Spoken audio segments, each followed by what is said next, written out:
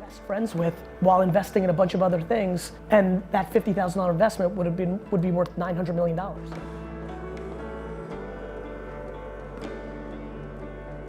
This may be the video that changes your mindset. Just a quick little rant. It's called permission. Like, who the hell's permission are you looking for to do your thing? Like, who is this person? Is it your mom? Is it society? Is it your partner? Is it the people that are commenting in your social media? Is it something that happened to you when you were 9?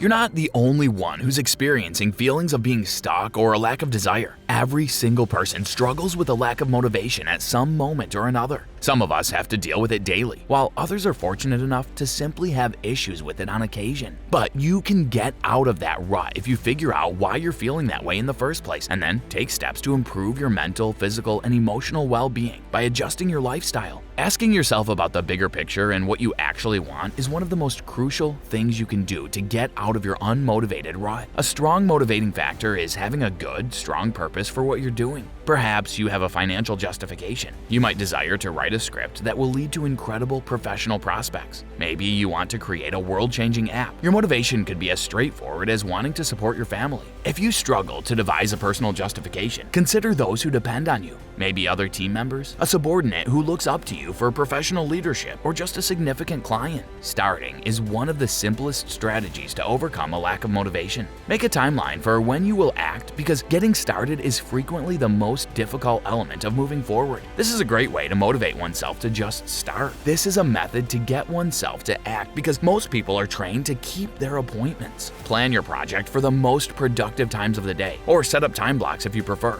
Working during those times gives you the best opportunity to ignite motivation and effectively complete tasks because each of us is more awake, energetic, and productive at different times.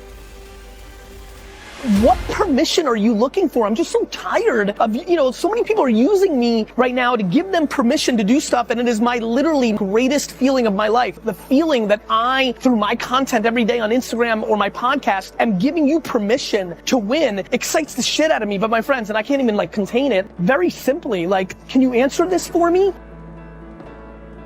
Whose permission are you looking for? Go do your thing. You're gonna die. It's going to end. Something bad is gonna happen. Something great is gonna happen. But most of all,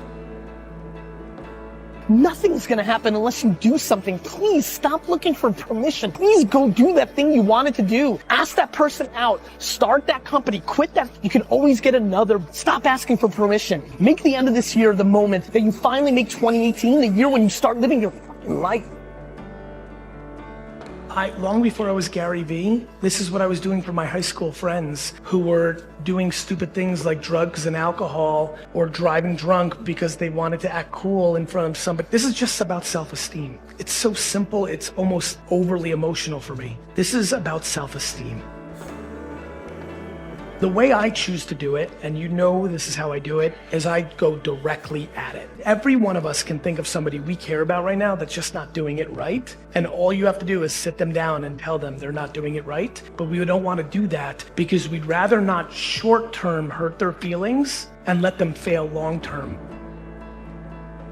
So what can you do as not Gary Vee? Have the actual conversation and tell your sister, your mom, your uncle, your aunt, your child, your best friend, the next time they come up with an excuse. The reason I say the thing that if there's anybody that ever looked like you that made it, then there's no excuse, is because I believe it. I think my biggest failure was working every minute of my 20s. And when I say every minute, I mean all of them. No weekends, no friends. I think I was just too hungry. That's why I've always Kobe, where it's he gets a little it almost feels like it's a little evil and dangerous. I'm I get that. I went too far. Balance matters. And I think I resent and regret and I really don't, which is why I even took a pause. But I think the biggest thing I learned about that is, it wouldn't have killed me to, go out a couple Friday nights. So I think I'm more balanced at 43 than I was at 23. But bro, I'm gonna tell you something. I'm really trying to manifest an answer for you. It's unbelievable how much practice I have, the inability to dwell.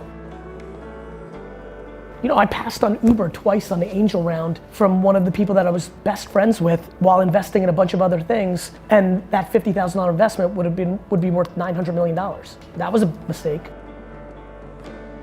it feels like it's controllable. You know, it's tough, you know, in a world where, I've accomplished a lot of great things and I'm in a very happy place, like it makes me want to bring other values to other people, right? If I'm giving advice, if I'm putting out content, if I want something good to happen, if I'm so selfish that I want somebody to email me and say I've changed their life, I want to give them practical advice. And hustle's the only thing. I can't tell people become more talented.